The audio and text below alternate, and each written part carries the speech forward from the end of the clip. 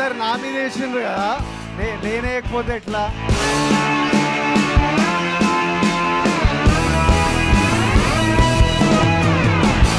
కథ విన్న 15 నిమిషాల్లోనే నువ్వు ఓకే చేశా.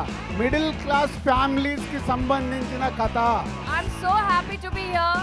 I had to make it special by celebrating it with you all. మన నుంచి ఓ స్టార్ వస్తే ఎట్లుంటుంది అలాంటి సినిమా. మన ఇంటి నుంచి ఒక తిక్కన కొడుకు అయినా ఒక ఫ్యామిలీ అంటే ప్రేమ, ఒక ఫుల్ ఎంటర్టైనింగ్ ఫిల్మ్.